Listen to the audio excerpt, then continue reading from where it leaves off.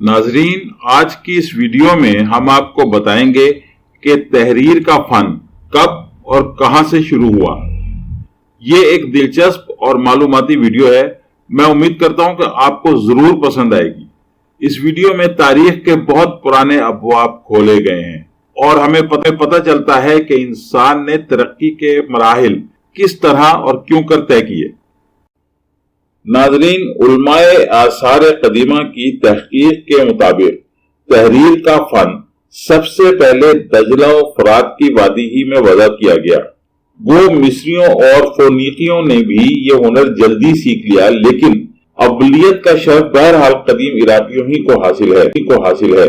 اور اگر ان لوگوں نے بنی نوع انسان کو علم اور معرفت کا اور کوئی تحفہ عطا نہ بھی کیا ہوتا، تب بھی ان کا یہ کارنامہ ایسا ہے جسے ہم کبھی فراموش نہیں کر سکتے۔ یہ انقلابی ایجاد آج سے تقریباً 5,500 برس قبل سومیر کے شہر ایرک کے معبد میں ہوئی۔ ایرک اس وقت عراق کا سب سے خوشحال اور ترقی یافتہ شہر تھا۔ چنانچہ داستان گلگامش کا مصنف ایرک کا قصیدہ ان لفظوں میں کہتا ہے: شہر پناہ کی دیوار پر نظر ڈالو، اس کے کنگر تانبے کی مانند جھلکتی ہے، اور اندرونی دیوار دیکھو جس کی نظیر نہیں۔ آستانے کو چھوؤ جو بہت قدیم ہے، ای انا کے قریب جاؤ جو اشتار دیوی کا مسکن ہے۔ ایرک کی دیوار پر چڑھو، اور میں یہ کہتا ہوں کہ اس پر چلو بھی۔ کرسی کے چبوترے کو غور سے دیکھو اور چنائی کو جانچو، کیا یہ چنائی پکی اینٹوں سے نہیں بنی ہوئی؟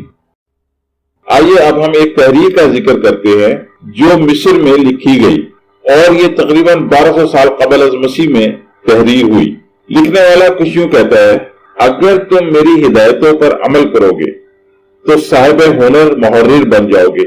وہ اہل قلم جو دیوتاؤں کے بعد پیدا ہوئے آئندہ کی باتیں بتا دیتے تھے، وہ اب موجود نہیں ہیں، لیکن ان کے نام آج بھی زندہ ہیں اور ہمیشہ زندہ رہیں گے۔